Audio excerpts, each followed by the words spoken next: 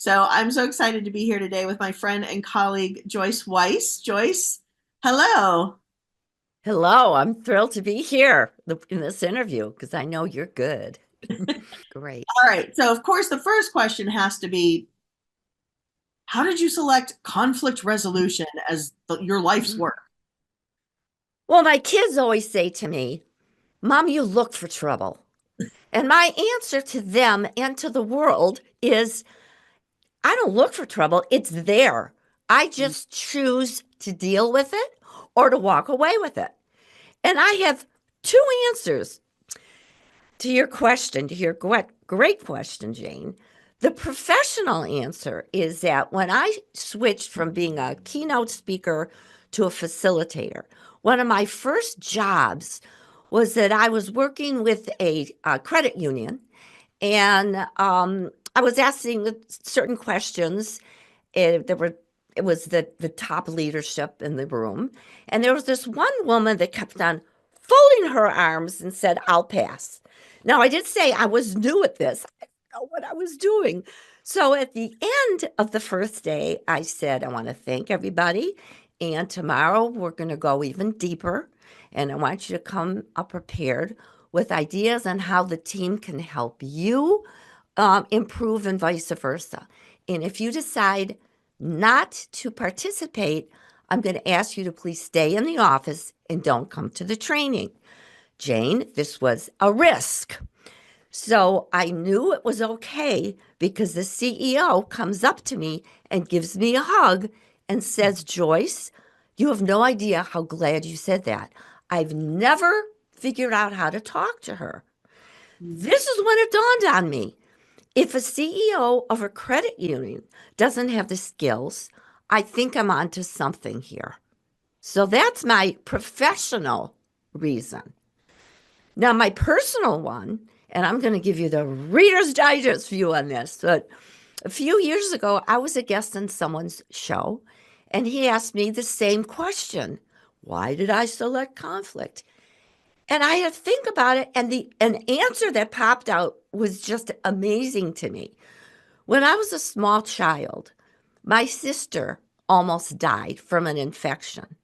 So for a few years, my parents put all their time and effort, which they should have, into my sister, and she did survive. But years later is when it dawned on me, no wonder why I'm helping others feel uh, less silent and so they can start using their voice. That's my story.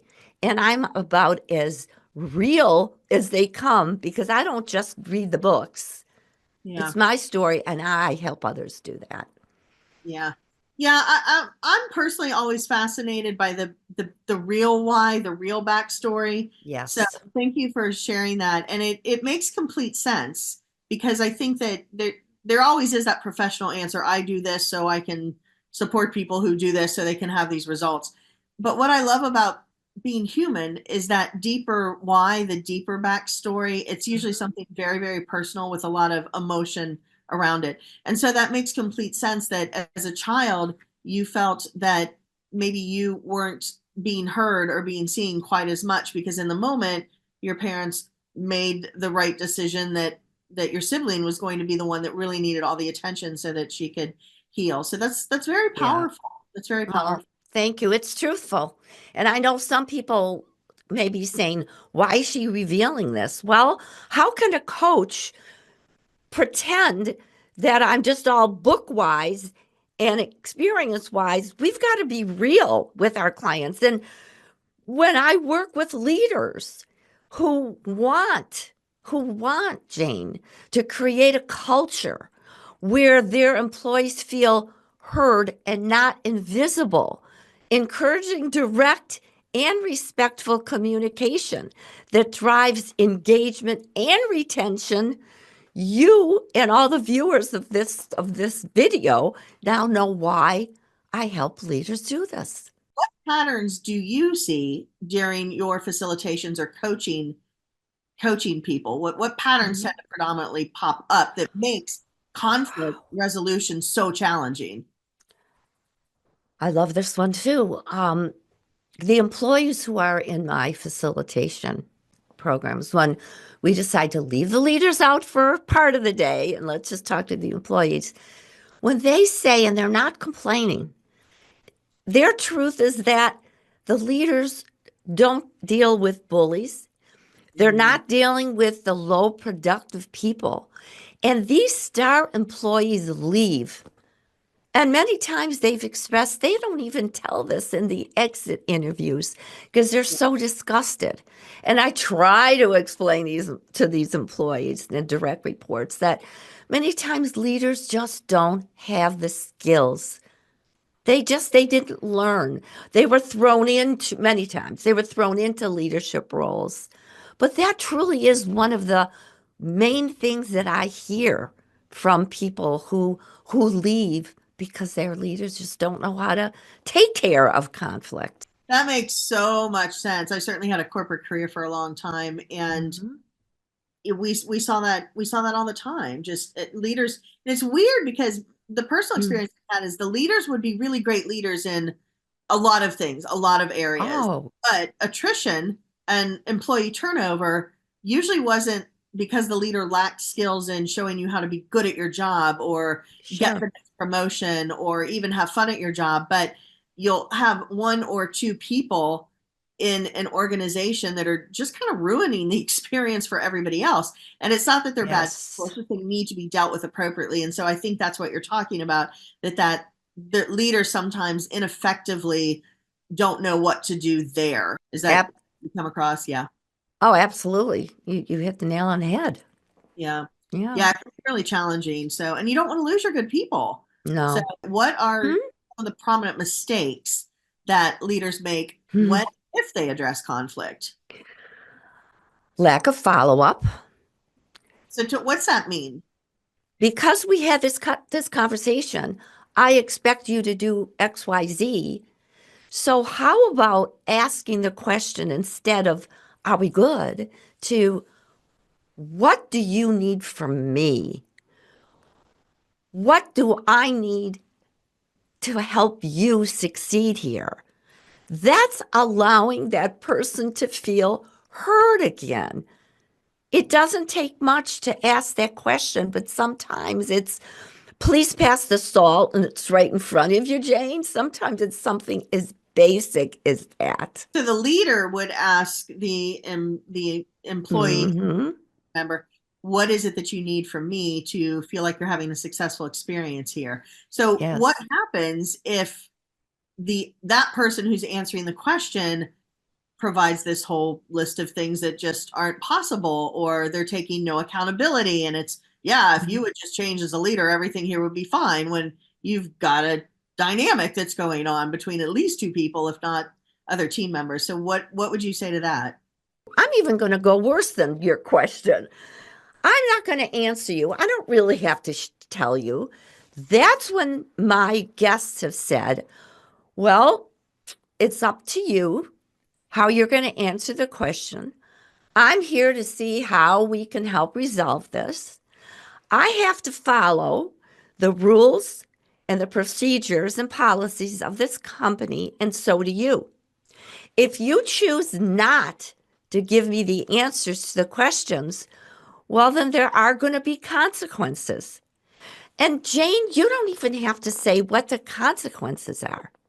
I even had one guest, very aggressive, and he's a leader, very aggressive. He's from the military, and it worked for him because he's also a very caring person.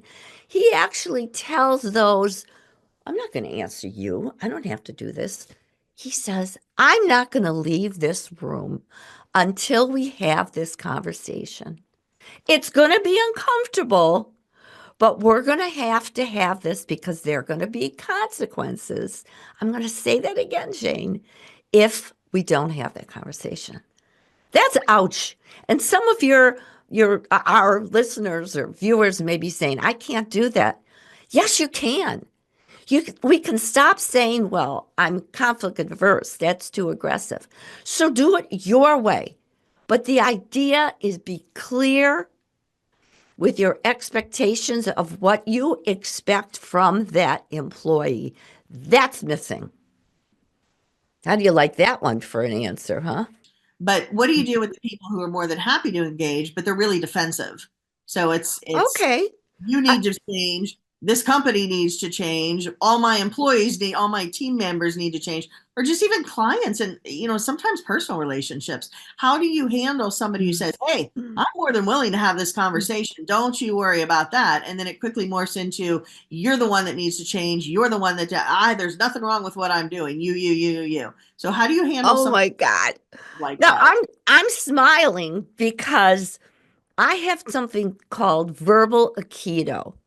And that when people are throwing their you to you, trying to make you feel defensive, Jane, you may be surprised, but I say, and I ask my clients to practice because this is something new sometimes. You may be right. I may do blah, blah, blah, blah, blah. I still want to have this tough conversation. I don't want to make stress between us. I do want to have a conversation so we can resolve this conflict. And again, you. Well, if you're dealing with a bully who's off the charts, you're probably not going to get anywhere with him. I Yeah. would have to say, and I hate doing this, but we sometimes have to. Okay, I'm not going to continue this conversation right now. Let's have a conversation tomorrow. I want you to think of some answers that you're going to tell me that's productive, that's direct, and respectful. Otherwise, there's going to be consequences. This is tough, but come on, is this not fair? If you say it in a way that doesn't sound judgmental and I'm out to get you, but as a good leader with something that I called be direct with respect. If all we are is respectful and direct, how can people not react to us? Yeah, I love that. Be direct with respect. You tell me as the expert, do you Hmm. have to have a willingness on both parties to be able to do that? Or can you actually resolve conflict when you've got somebody that's just, they're, they want no part of it because they've done nothing wrong. They will not take any accountability. It is not them. Is it actually possible to resolve that kind of conflict when you're Sure. that kind of person? Okay, so how does that look like? What does that Oh, look like? we're going really deep, Jane. I knew we were going to. So, this is when you actually have to say something like, I really appreciate you and what you do in this aspect. What may be happening here, and maybe the disconnection, is that there may be a blind spot. Maybe we all have them. For example, and you could express one of your blind spots. I mean, one of mine, when I was a keynote speaker, I learned that I talk too much. As a keynote speaker, I thought you're supposed to with the stories and stories. Once I got feedback, a blind spot, and have them reflect, and I even share that and have my leaders share a blind spot that they learned. And to say one of your blind spots may be you may think that you have all the answers, and it would be great for us to even take a profile and assessments for you to engage and for you to learn some new things about yourself. The person may still push back, but if you say it in a not a Pollyanna way, but just in again a direct and respectful way, this person may say, "Huh, I never thought of that. Let's think about that. Thank you, leader." And just to say, this interview is like that. It's not you asking me questions and I'm the bobblehead answering. We're having a conversation. You're sharing your stories. You're asking the curiosity questions. And it's not just me talking. And hello, leaders. That's what we're trying to mirror here. So, Absolutely. what are some of the most requested topics you get when it comes to conflict resolution when people hire you to come in and present or facilitate? Love this question. I have lots of topics. that I will be very happy and share this resource at the end of our interview. I'll tell people how to do that. But some of the most requested ones are dealing with the imposter syndrome.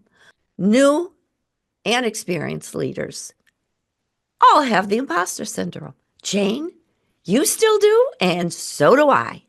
And it's the idea of uncovering the doubts and figuring out how to get rid of that imposter syndrome quicker than you did in the past. So what we do is figure out what negative stories are we telling ourselves, so when that happens again, you get rid of it quicker. It's like magic. So that is so good. And how does imposter syndrome create conflict? Oh, because you doubt yourself. And what you do is you don't enter the conflict. You go back to those old stories. I don't have the skills. I'm bad at, tough conversations. I'm conflict adverse. I don't know how. That all may be true. Then you got to change that to remember a time when you did have a conversation and it went well. Remember a time when you did stand in front of those 2,000 people and it went great. And forget about the time when people walked out. That's what we have to do. One of the most important things you asked, what are my most requested topics, is I became certified to give the conflict dynamic profile. And again, you lead right into this, Jane. This is a profile where people learn how they deal with conflict before, during, and after. And why this is important is because, viewers, would you like to stop saying things you wish you didn't say? So this profile teaches you. It goes so deep in the clients who take it say, are you a mind reader? Of course not. It's the data that comes out about how you react and comes up with all kinds of resolution, what you can do, whether it's taking time to think or stop taking so much time and delaying and deal with it already. It's a brilliant assessment. And it's the whole idea. The more we know about ourselves, how we deal with conflict, the better we're going to feel about ourselves and feel more confident. This is not frou-frou stuff, Jane. This is real talk we're having. That You, is great. And so, yeah. where do people get that? Well, they can call me or they can send me an email, joyce@joyceweiss.com. And they can just take the profile. I could send it to them. They, of course, have to pay for it, but it's not a fortune. And then if they want to set up a session where, we'd go over it, done. It's finished. Or if they want to do some more work, then, of course, I got all kinds of packages that I would talk to them to make sure that they find the right one if I'm the right coach or facilitator for them. What other projects do you have going on right now? Tell us about those. Well, something that I've been doing for over a year now, but it's still new because I feel that it's every time I do a live broadcast called Kick Conflict to the Curb, I'm learning how to be a better host. And how do I become a better host? By watching some of the favorite hosts on TV. So it's called Kick Conflict to the Curb. It's a live broadcast, and viewers gain wisdom from some of the world's best experts in conflict resolution. And I do these only once a month now because I interview my guests, I read their books, and we go deep. And we also have fun. And I make sure that all the guests that I invite understand that it's a conversation and they're not there just to sell their books or whatever it is that they're selling. And Jane, I just love that show. And I'm happy to say others do too. So also there's the LinkedIn, which is new. I have a LinkedIn newsletter called Kick Conflict to the Curb. And this is where I share either small clips from those interviews from my show on how leaders can create that culture where people, feel heard and not invisible. And something that I can't believe I'm doing, I'm going to get it right here. But recently I was asked to do a book review on my book, Take the Ride of Your Life, that was written in 2002. And the conversation was so pertinent today. The rest of the title is Shift Gears for More Balance, Growth, and Joy. People want self-care more than ever. So I'm relaunching it, and topics are the same, but we're going to do, whether it's me being invited to do book clubs or facilitate the topic. Next year is when I'm going to relaunch it and I let know people know we're about telling it. about that. Yeah, I've got my Yes, copy, and I know you're going to be relaunching it starting in January. So I'm very yes, for you to go into that. great, Yeah. great. All right, Joyce. Well, this has been so great. So last call out for if people want to find out more about you or Hmm. about coming in and facilitating a group session, or I know you do one-on-one sessions as well. Where can they find you and learn more? Go to joyceweiss.com where they can look at coaching packages, lots of videos, and probably the best way is to send me an email, joyce@joyceweiss.com, like I don't know my name, joyce@joyceweiss.com, where I could send them a link to my calendar and we could have a Jam with Joyce session to see if I'm the right person and to figure out how they can reduce drama and enjoy going to work, how to stop dreading those tough conversations so they have the confidence to use the strategies. We'll cover a lot in this half hour. And that's how I'd like to end this interview. I always end my articles and my videos. You get what you tolerate. Is it going to be chaos or calm? All right, Joyce. Well, you're one of Oh, my favorite people on the planet. I'm glad we can have oh, same here. it to make sure my clients get it because who could Thank use you. a little beefing up of the conflict resolution department? So again, we Thank can you. find out about you if we go to joyceweiss.com. And your name is there. So Joyce, and then Weiss is Hmm? WEISS.com. We can grab some resources there. And then we could also schedule an appointment with you if we want to find out more about what you do or Yes, hiring you in. All right. absolutely. Thank you so much for this You're opportunity. welcome. It's my Loved pleasure it. doing the work that you do in the world. Thanks. You too.